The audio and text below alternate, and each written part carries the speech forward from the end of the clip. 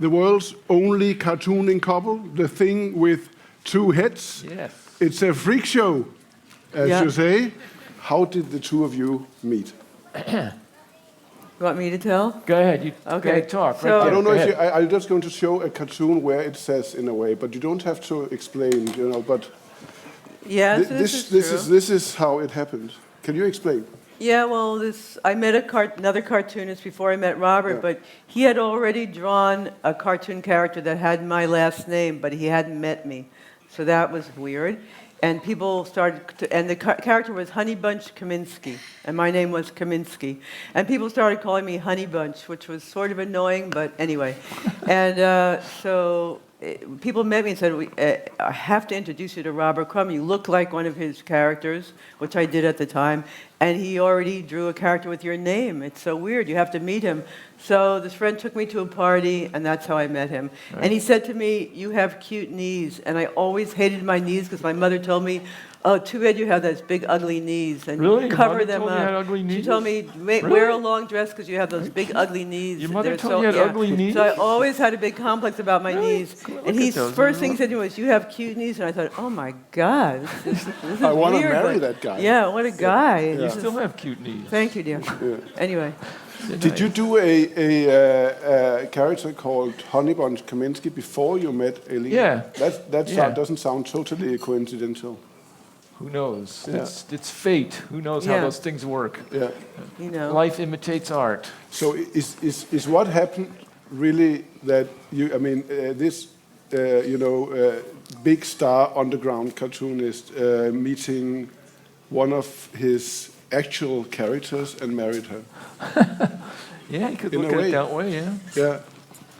So how was it? How was it? Did you know exactly when you started, dating that you were going to not just live together for a long time, but also make this artistic couple? No, there were lots of guys after her. And he had a girlfriend and a wife, and I didn't know that at the time that I met him at this party, so it was a little bit complicated, and Yeah, we met at a party at my girlfriend's house. Yeah, we did, but... And I took you upstairs, and we made out upstairs. That's true. In her bedroom. But you said, but this relationship is on the rocks, so, I got to get out of it. And, anyway, it's a long, complicated story. It was the early 70s. It was crazy. It was a time of free love, and nothing was normal. So, why should our relationship have been normal either? Right. So it wasn't. It's all in the comics. Just read the book. It is. It's all in there. When did you start doing comics together with the two of you as characters? In September of 1972. Right. So that was quite fast after. Yeah, because I fell and broke my leg because your foot. Broke my foot because he had this girlfriend visiting him, and I was really mad, and so it was raining outside my cabin. I lived at this cabin, and I ran out of there in these high-heel back shoes. and forth out in front of the window. I was in there with this girl, and I could see her walking back and forth out there, and then she tripped and fell and broke her foot. Yeah. And so then I was stuck in the house all winter, and it was raining a lot, and I was driving him crazy. So when he was a kid, he used to draw comics with his brother, so he suggested we try drawing a comic together. So we did it just to not be bored, and we weren't going to publish it, so we didn't try and make a coherent story, or we didn't try and make it logical. We made it really crazy. But then a publisher saw it and wanted to publish it, so we said, yeah, why not? Because there is a certain theme from the very beginning, and actually, there is a little conversation with you in the beginning of the book, an actual, written conversation. It's a very short one, but it also presents this theme, and it's also here, and it's Aline where you're saying that, well, Robert, everybody knows, and you know that it is you that everybody wants, not me. So step forward and give them some jokes, and you step back, and as you can see on the cartoon, it makes you quite frustrated, and even that you panic totally. Yeah. And you say, Stage fright. Come back here, Aline. Yeah, come up here. Yeah. Is that a theme in a way? She's a natural-born Jewish stand-up comedian. It just comes natural to her. All I have to do is say, so, Aline, how's your mother? And she can go on for, 20 minutes about that. Yeah. So he got very lazy working with me because he would just, give me a line like that. I don't know if you guys ever heard of George Burns and Gracie Allen. No, of course they didn't. They did. Okay, they were like a stand-up comedy Jewish couple. from our childhood. And George Burns would smoke a cigar, and he'd just say, "So Gracie, how's your sister?" And she would just go on the whole time. So we kind of got into that routine, inspired by But them. that just came easy to you. Yeah, So it did. All you do was feed you these lines, and it wrote itself. Yeah, and you would have a good comeback too. And then sometimes it would deteriorate into like other stuff. Yeah. You know? Like So- But it seems like Perverted that sex. it's. I mean, and this has been going on for quite some years, and it's a returning theme that here is the big cartoon superstar that everybody wants, and you feel a little bit inferior to him. yeah, well, of course. Is it true, or is it just something I that don't is feel good for? inferior, just that the public sees me that way. Like when I first... That was in when the we- early days, especially. That Yeah. all the I'm too old to care now, really. But anyway, he in the beginning, when we first put out the first Dirty Laundry... old to care. Yeah, there's two letters that I memorized. I'll just tell you the two letters I memorized. And one said, yeah, maybe she's a good lay, but keep her off the fucking page. And the other one was, keep her in the kitchen, you do the cartooning. So, that was basically the sentiment. Well, that was kind of inspiring to me, though, actually. I kept going and going and going. And as I said, now I'm too old to care. I couldn't care less what anyone said. But comics were read mostly by boys. Yeah. Very few girls read comics back in the 70s when we did that stuff. So all my fans were nerdy boy guys. And and Aline's drawing was crude. And the comic fans, they liked the drawing. And, so... Yeah. Yeah, he's a master draftsman, and I'm like a German expressionist artist scratching away there on the thing, so it doesn't, it's incoherent in some way, the two styles. Are you the Yoko Ono of underground cartoons? Yeah, of course. Yeah. She was called that. Absolutely. But the thing is, you're very talented, and Yoko Ono was. That's... No. I'm not going to say that. Oh, she's very big here in Louisiana. You can't say that.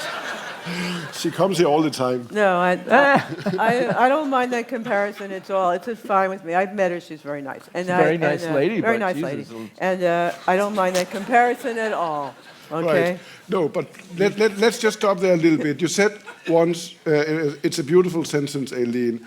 Working with Robert helped me and hindered me. It was a blessing and a curse. Yeah, sure. What does that mean? Well, because I never earned any money for one thing. My work has never been commercially successful. So if I didn't live with him, I'd be really poor. So, he made a lot of money. So that's a great thing. And I've had I probably wouldn't have been invited here if I, wasn't with him and didn't get well known because of him. No, probably. My life would have been completely different. So, and I've had a lot of privileges as a result of that. And also, just my irritation at the reaction of the public to me inspired me to want to keep working. And also, I was an artist since I was 8 years old. I couldn't really control it. I had to tell these stories. And I would have told them if I had to write them on a rock, it didn't, under a table, whatever. It wouldn't have really mattered. So I would have kept doing this work no matter what, but I would have had a more boring day job probably. How was there is this label now, the underground cartoon, environment, Right. culture in the 60s and the 70s. What was it? Remind us, please. What was it? How was it to be in the middle of it? He started it. So he wasn't in the middle of it. Well, the thing about cartoonists is they're usually kind of dull characters who sit in a room drawing all the time. So, and people smoked a lot of pot and, fucked each other. It was very incestuous and all that. So. But in the 60s, too, you were hanging around with Janis Joplin and rock and roll musicians. There was a period of time where it I was didn't sort hang of around like with rock and roll. You I hung hated around- rock and roll. What are you Yeah, talking well, about? but still, there was kind of a scene Joplin going liked on the then. comics. She used to come around because she Yeah, liked the comics. you did her but album cover. Yeah. Yeah, there was kind of a exciting scene going on there, at least especially to other people. It seemed like it was anyway. So when I'm asking you this question, 40 years later, so what did you want with this? What was the idea? What was the project? It doesn't make sense because you only remember it was about meeting each other, having sex with friends, and smoking pot. I mean, you can come up with a better explanation 40 years later. Well, I mean, most of his work is about his sexual obsessions and fantasies that he had to get out, or God knows what he would have done. And mine is just complaining about my family that tormented me for the first 18 years of my life, and then I complained about them in my comics for the rest of my life. So, what else is there? Yeah. Yeah, and it's also about trying to make a living. Yeah. Well, no, I never made any money. You Well, did. I did. You did, yeah. Just had to keep sticking at the drawing board to make a living. Yeah. And we didn't make much money, and didn't really start making any kind of real money until the 1990s, really. And that was mostly from the sale of the original art to collectors. It wasn't from the sale of the comics. No. Comics is most of the publishers they didn't pay. You had to call them up and say, hey, how about paying me some money? And Until we had a good agent. Now we have a good agent. right, yeah. All right, But okay. they never Over there. paid much. Okay, so you Laura Fountain. Okay, good. So you started, giving the world a version of your marriage, and you did it in it's a kind of autobiographical marriage, which is quite interesting in a way that Right. autobiography in this part of the world is No huge. secrets. It's big, but normally it works with one person doing something autobiographical, and then the rest of the family reacts, even with anger or another book correcting, and Right. creating the real story and so Yeah. on. I mean, how do you agree on what is the correct story of, a dinner scene, or even a day, a conversation, or your marriage? There didn't seem to ever be any disagreement about what we put in the comics. It just, I don't know, somehow it just worked. I don't know. It writes itself, but also it's like sometimes one of us will have a real idea and take it from there, and the other one will go along there, and sometimes it's the other one. But also, we talk, we have a constant dialogue in our daily life, so this is just an extension of that. Show them the cover of that book. The cover of that book explains it all. Okay, let's do that. It was here. Here. It's a thing with two heads. Yeah. That's us. When we monster. work together, so Yeah. But then we would. That's my phone ringing. But then we would we would pencil it first. It would depend if we were writing a story. If we're writing a story with some point of view for a magazine that asks us to do something, then we have to tell a story. Then we might pencil it out more and plan it more, et cetera, et cetera.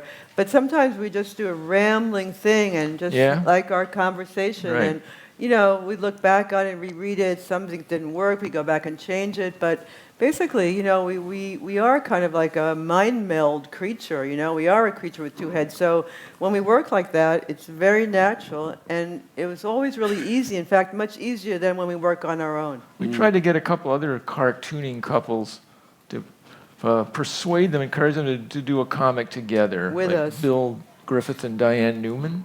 A couple other people, Jay and Jane Lynch. They couldn't do it. They all fought. They all just ended up in a fought when they fight. tried to do it Exactly. together. I mean, there aren't any real artistic couples. I mean, are there? I mean, Well, not doing comics. Not that I no. know of, and especially in the same panel where each one is like having their own dialogue. But I think of it. Sometimes it would almost become an opera to me. Where like An opera? Yeah, sometimes. Sometimes I think of it that way, and sometimes just a dialogue, and sometimes an ongoing fight. And it changed depending. And then on we even things like got that. our daughter Sophie involved in this one story that we did. So we had a three-way comic going, family thing going, and She's it worked. in there, right? It worked really well. She could draw better She than was- either of us. Really. But so how does it work exactly? I mean, looking at at pictures like this. I mean, so you draw you yourself. And you draw you. Yeah. And we each write our own words. And you write your own words. Yeah. But you agree on the scene before. Well, no, we pass. I have a piece of paper, and she'll We have write two some. pieces of paper. Yeah. She'll write some dialogue. Yeah. Then I will answer that. This will be in pencil. Yeah. We work Yeah. in pencil first. We have Then 2 pages that a we work script, in pencil. like, and then Yeah. she will answer that, and then it goes on. Sometimes it'll fill up like 20 pages. But 'cause usually we do 2 pages in pencil at a time. And then when we're satisfied with that, with the writing and the drawing, then I'll ink 1 page and he'll ink 1 page. Then we trade Ink. pages and then we'll ink So that you're page. having the conversation as you are doing it. Yeah. Yeah. Then you would say, then I would say, then yeah, you would say. Yeah. And then Yeah. and we'll write it down in pencil. And then we'll draw ourselves in pencil. And then when it's, we think, okay, this is good, Then I would ink one page and he'll ink the other page, and then we change pages. But how many here could imagine having conversations like that with their wives or husbands? Or, I mean, 1, 2, nobody. Liar, you couldn't. Nobody else are doing that. Sorry, what can I tell you? We're a unique two-headed thing, It's really, really amazing how you're doing that. Somehow it's easy. It's like Easy much for us, easier than yeah. working alone. Yeah, it is. Because, like I said, it's like a team, and she's such a natural-born Jewish comedian. It just comes out of her. It just pours out of her all the time. She always keeps me laughing. She's always saying, like, funny, like, self-deprecating things, or, it makes me fall on the floor. It's just Yeah, but I like working with you, too, because you keep me on the subject. Because, like, when I write stories myself, sometimes That's right. I'll go off. She gets really tangential. She just goes off. I start off with one story, and but then I realize, wait a minute, but this is so much more interesting. So I Let's just stick to tell the a whole theme. other story, and then maybe in the last 2 panels, I'll go back to the title. And Yeah. just to make it make sense, I'll finish it. But the whole rest of the story actually was about something else. So he kind of keeps me on the subject more. He kind of keeps it in, and he'll edit me, and he'll say, no, come on, stick to the subject more, where you're talking about something else. We think of a theme, and I have a whole file folder at home full of dialogue we've written for stories that we never drew. Yeah. And like this one called "She Likes to Clean," because she comes home from vacation. The first thing she does, been gone 2 weeks. She gets out her mop and starts cleaning the floor. So I was going to do a whole story about how she likes to clean. My meditation. And so I said to him, he said, what do you want for your birthday? I said, I want a new mop. So he went and got it, and we took photos of me standing with my mop, and people were horrified by it, but, we think that's funny, so that's why we can work together, But there must be something to this, because you've been together for 48 years, so obviously it's 48 working. years. Yeah. Oh, God. But, we've had other relationships and stuff. Yeah, we have an open relationship, kind of too. And we bohemian take that separate way. vacations. Like, he's probably going to come to Denmark, and, I'll go to Israel or something like that, whatever, I'll come to Denmark, you go to Israel. Oh, whatever, something like that. It sounds like a song. Then we come back together and we can then exchange But then we stories always talk about, then we have something to talk about. We talk about our separate vacations. adventures. And our different adventures. Like, I like to go to India, and it's his worst nightmare. And What is this book about, if someone asks you that? What would you What's say it about? Is it about love? Is it about... It's a love story. It is Yeah. a love story. It's romantic love the story. ups and downs of our relationship. That's a love story. So a relationship that where you work and live together for 48 years is a love story. What else do you want? What more can you ask for? Yeah. I don't think. Because as you told me, the English title, well, it's drawn together, which has a very obvious but very nice double meaning. Right. It can be, of course, positive. It's She your thought work, that and was also her it can be a little, idea. messy. The French one is "Talk to Me About Love," Oui, parlez-moi d'amour. which is We did not think of that. About love. That wasn't our idea. That was the publisher's idea. But I thought it was nice Speak to because me of love. he saw it as a romantic love story. Yeah. So I thought, in a way he's right. That's true, because Okay. Why, Robert, do you always draw yourself as a little wimp compared to a big, strong woman? Because I guess that's how I feel inside. I feel like a frightened little boy. I can't help it. And I feel like a big, strong person. And she is. She's very tough. She's very tough. Yeah. A tough hide. Yeah. But you are not drawing yourself as a big, tough person all the time in this. No. Not at all. No, sometimes. Yeah. Sometimes yes, sometimes no. Yeah. It depends on the story and how I feel at that time and who I am in that story. If I'm making myself a frightened child, then I'm a frightened child. But if when have you ever drawn yourself as a frightened child? I don't did. remember ever seeing that. I do myself that I can't remember that.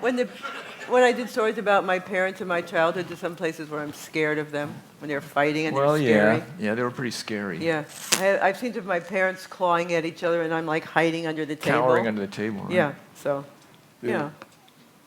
there's that's in there too. But what you did was quite. What your contribution to cartoon and drawing is quite amazing, I think, Aline, because your view of women, you're drawing women. Ridiculous the way she draws herself. I don't do it on purpose. What comes out of me just comes out. Completely unconscious the way she's drawn the shape of her head there. But it's totally different from the way you're drawing, Aline. Yeah, because I'm an educated cartoonist. I drew comics from the time I was 7 years old. I started copying very carefully Donald Duck and learning to cartooning, the art of cartooning. And she just does this crude thing that just comes out. I wasn't allowed to look at comics when I was a kid at all, because especially my great-grandmother wanted me to be cultured. She never draws herself the same way twice. No, I can't. No, but the thing is, you're drawing Aline as she looks to you, and you're drawing Aline as she feels. Whatever's come at that day, at that second, minute to minute. Yeah. It's different. But it's some wacky expressionistic thing she does. I don't know how she does it. I don't know how to do it either. We went for this life drawing class about a year ago. We had models posing, and you pay a little money, and you get to draw the models. And and I'm trying very academically to capture the anatomy and the proportions and all that and get it right. And I look over at Aline, she's drawing the nostril, the guy's nostril, really huge, right in the middle of the page, and starts there. She starts with this huge nostril, like this part of the nose right here. And the whole drawing is just centered around this nostril. What the hell? And the next day... I envy that. I wish I could be that wacky, but... Well, the next day I took that drawing and I put it in a mat in a frame and I brought it to a gallery that I work in and I sold it the next day. Right. So... Yeah. But as it was, the feminists of the 70s saw this as actually a contribution to a new way of looking at women. And at the same time, they didn't like you very much. Well, they didn't like a lot of feminists didn't like her either, because she's like degrading herself too much, and she was in this women's comic collective in the early 70s, and they didn't like her. They said you should draw uplifting images of women, heroic images of women, and these other women cartoonists were showing themselves like riding on a white horse and opposing male chauvinism and conquering male chauvinists and everything.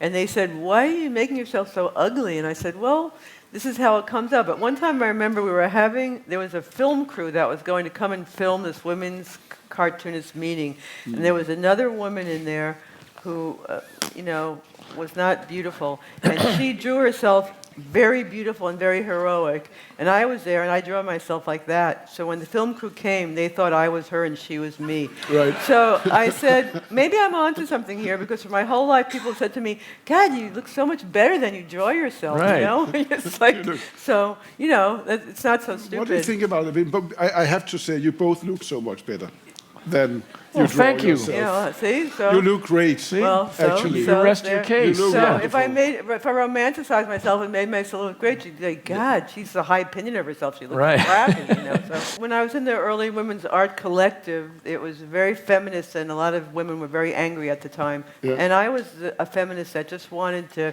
be free as a man, and have as much sex as I possibly could, and be as bad and wild as I could. Yeah. And that was what I was determined to do.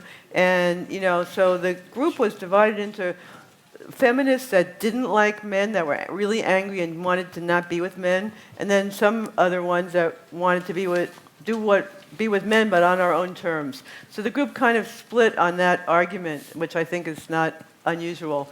So we formed this other group, and we made Twisted Sisters, we were the bad girls. Yeah. Because we wanted to have sex with men and wear... It's just you and Diane Newman, right? Yeah, but we had other women came after, too. They did? Yeah, we did. Yes, we did several Twisted Sisters afterwards. So, and then there was a music group that named themselves after our comic. Yeah. So, anyway, which was like a punk band. These feminists called Aline a camp follower. Yeah, because I was involved with him. Because she was involved with me. Camp follower is an expression for prostitutes that used to follow the army around, the soldiers, and fuck soldiers in the army. Yeah, so they were humorless. It was like this group of women, they were humor impaired. But these are in the book. You really have to get the book. This is an amazing collection because it's all there. It's the whole thing, your whole complete. No, but Twisted. No, that's not in there. This one is. and it's called Dirty Laundry, and it's about, well, it's a very, concrete, version of the expression dirty laundry, because it is about, as you say, the ups and downs of your marriage, but it's also, depicting, not so surprisingly, Robert Crumb having sex with different women and this one in a very, a lot of women also today would say a degrading view of women. I'll ask you in a second. But what would you say to women who have this reaction and say this is degrading? I'd say it's a lot better to draw it than it is to impose it on other people. For one thing, art is always a form of personal expression where there should be total freedom, I believe, and you can read it or not read it, but don't you think that art should be a totally free form of expression for human beings? I believe that, so that's what that is. But also, then between two people, don't you live out sexual fantasies that might be disgusting to other people? And don't you think that sometimes sex is ugly to look at, but fun to do? So, I think that all those things are true. So, I don't see the big deal. And if that repulses you, do not look at it. It's not meant to be real life. It's not meant to tell you that you should behave like that. And he's not forcing anyone here to do any of those things with him. Yeah. He's just drawing it. So, I think if a lot of people could draw or express their frustrations more, there'd probably be less bad things happening in the world, Aline Crumb, everybody. Hey!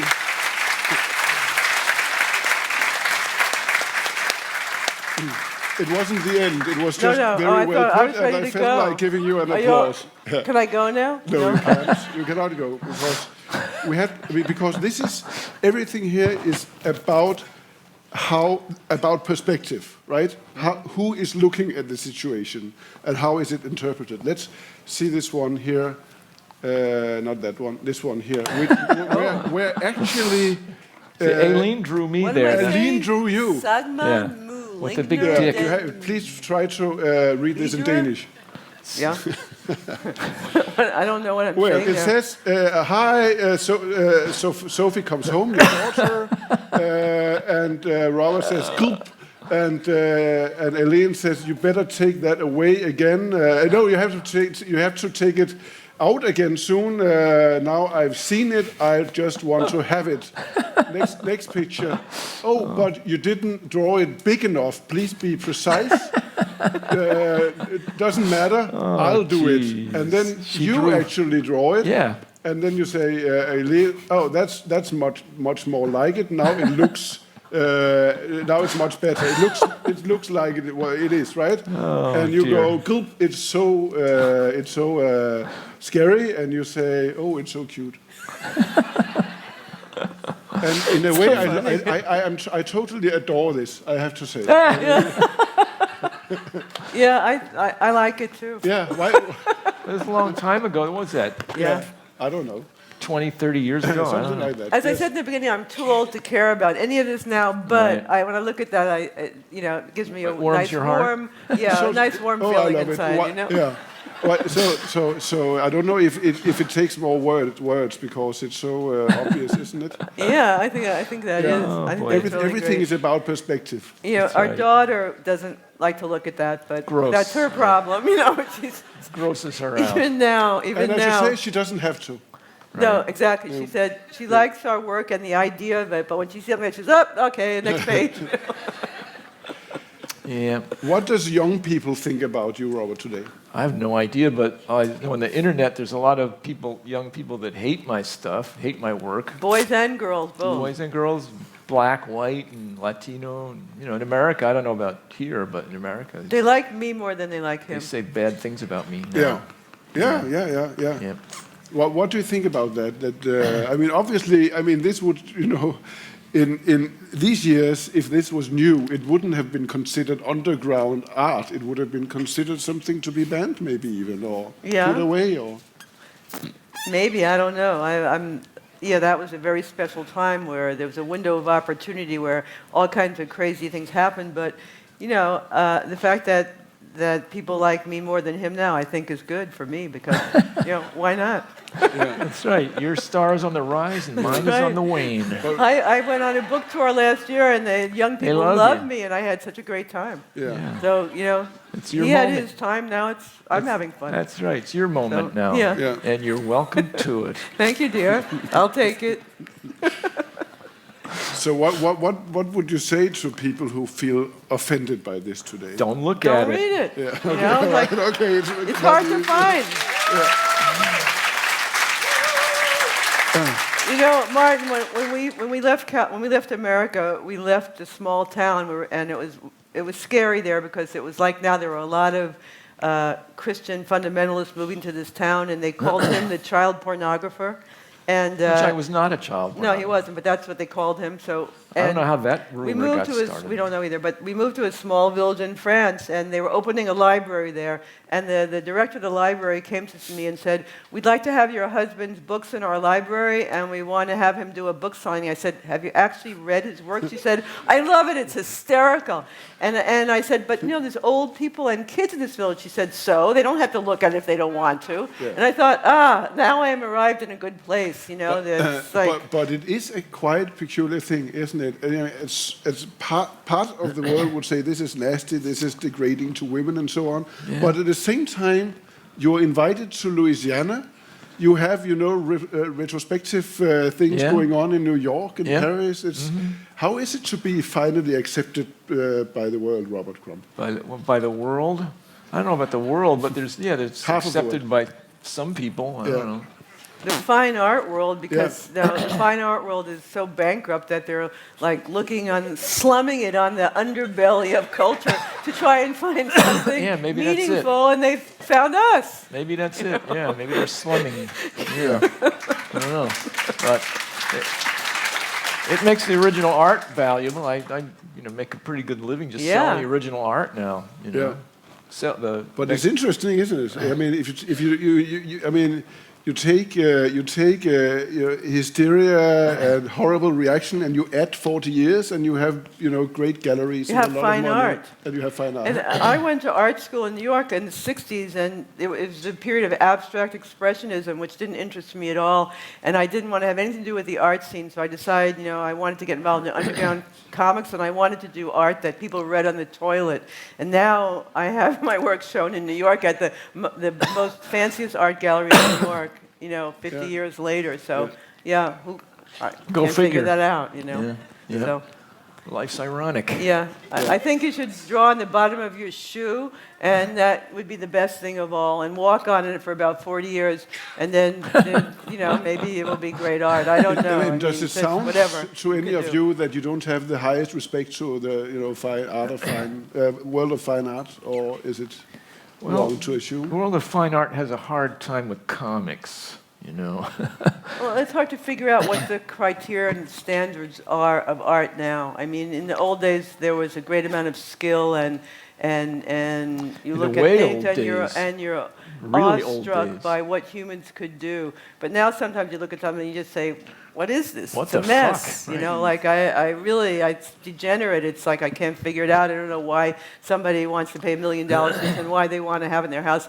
I can't figure it out. And there's other stuff I like, but I mean, it's a complete mixture. But I can't see, what the criteria is and what the standard is, and I don't really understand. Why do you think cartoon, which is still true, of course, is viewed upon as something with less quality? It doesn't have the same quality as other art. Cartoons start out as a very lowbrow form. It's commercial art. It's done for print. It's originally done just to be laughed at and then forgotten. That was what cartooning started as, and then people like me come along and turn it into some personal form of expression and make it that kind of makes it something deeper than just throwaway joke stuff. So now comics. A little more respected than it used to be. Now people are taking it seriously, which could be the kiss of death. Take it too seriously. Why is that? Well, because people get serious, they get pretentious, and they think they have to be deep. Yeah. It's got to be deep. It can't be just. And you think you're important. And it's not called cartoons or comics, but graphic novels. Graphic novel. Exactly.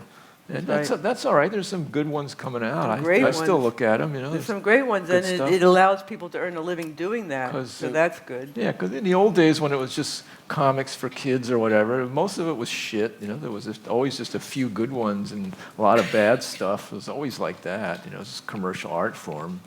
But the medium, the form, to me, is just deeply attractive. You know. Yeah, it still is. Do you read new comics also? Yeah, I do. Yeah. Still read them. Always look for something new that's being done by younger people. And we work for this magazine that doesn't pay anybody anything called Mineshaft, and it started off as a poetry magazine, but now it has comics in it. And an amazing amount of good artists are contributing to this magazine because it doesn't pay, and people just do it for the pleasure of doing it. Yeah, and no pay. it's great. It's become better and better. Yeah. So in a way, sometimes you have to go back to the very beginning of why you do things and forget about the fact that collectors are paying thousands of dollars for your work, which seems crazy, and not think about that too much. But, you know, go back to why you did this work to begin with and what is meaningful to you in life and Also, what you need to say. You know? Comics can be a very democratic medium. When we were in India, there was this guy there who had gone around to these rural villages in India and taught these local people how to draw comics to express something about their life. And then he published them in these magazines. They were amazing. These little comic strips drawn by like women in rural villages in India about their life. It was amazing stuff. Crudely drawn, all that, you know, barely literate, but you know, very interesting personal stuff, you know. So it's good that way. Okay, we're running out of time, and it's really bad because I want to talk to you about so many things, and we could go on. I wanted to talk to you. We got a plane to catch. You have a plane. I wanted to All talk. right, Listen, pick something. I wanted to talk to you about. I mean, you have a Star of David in all of the cartoons. All of the cartoons. You're not wearing one now. And No, and, but I and- have and- a mezuzah. And you being I have a mezuzah with my prayer, my mother's mezuzah I'm wearing Oy. here. Okay. Oi. Yeah. Okay, and I That's have very two nice. evil eyes. That's good. Okay, Also. all right. So. But I'm saying this because it's everywhere in the book that you're being Jewish and you're not being Jewish, Right. and it's quite Right. amazing to me. It's very That's- interesting, very interesting theme. That's But another shtick, you know, Yeah. her being Jewish, me being Goyish, and, you know, back and forth about that. That's yes, another whole thing. Yeah, it's wonderful. And I like to push that in people's faces because, you know, there's a lot of anti-Semitism in the world, so I like to really push that in their face, you know. Push it in their yeah, face. I do. You know, here it's a, But you know. let's just leave it at that theme here at the end, because at one point, I don't remember which year, you left for France. You came to good old Europe, and you've been with us ever since. And of course, Bad old Europe. yeah, bad old Europe. And of course, you have been looking at, you know, at your home country from afar. I suspect with some bewilderment and wonder. It's How fucked is up it- over there. It's how is really it- fucked up. How is it to look at the States Whoa. from France? Those fools over there. Jesus, what are they doing? Yeah, throwing gonna everything in the wreck that trash. place. But they're They're taking wrecking. everybody with them, you know? That's the whole thing. It's like, They don't realize how much they're just taken down with them. They don't realize.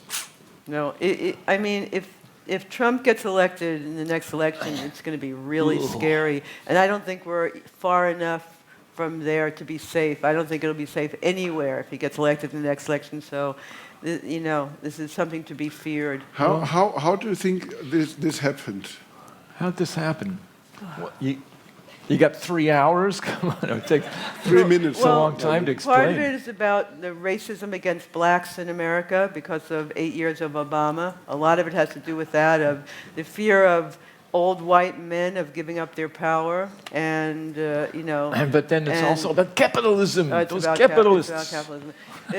I mean, Those filthy capitalists. the main hope in the next election is Elizabeth Warren, I would say, you know, really, because she's the person who's truly attacking what's really wrong there and really behind most of the problems, which is, you know, rampant capitalism sauvage with no controls. Don't let it happen here. And, Don't let it happen in Denmark. You know, I mean, Stop it before it runs away with the country. Actually, I wanted to end here because you're talking about Donald Trump, and you lived over there while he was this young middle-aged tycoon. he's my age exactly. Yeah, And He is? Oh, yeah, your age. yeah, you have much better hair than him, I have to say. Thank you.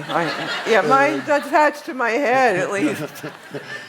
But I actually, feel like can you all this. see Yeah, this like one? that. I Yeah, mean, yeah. look at the, I mean, of course, there's a few pages before this, but it ends with the picture in the top right corner where you, Robert, actually, you flush a Well, it's young called a Donald Trump It's down called the a toilet. swirly.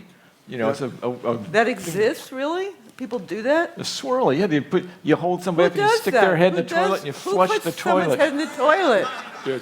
You know someone that did that? They used to do that, like, college prank type thing. Give somebody a swirly. I never heard of it, but anyway, all right. But So why did you want to draw this? It was in at that time? 1989, and I had read The Art of the Deal, his book, and he was already promoting himself in the mass media. He was already a presence. But then you could read these articles about the dirty dealings he did in real estate in New York. He was already, doing dirty, rotten stuff. So I remember his father. I grew up in New York, and I remember his father, like, throwing old people out of their apartments in the winter, rent-controlled apartments so that they could build fancy Trump condos. Senior, yeah, did that. And they never paid people. They were a hated family. The Trump family.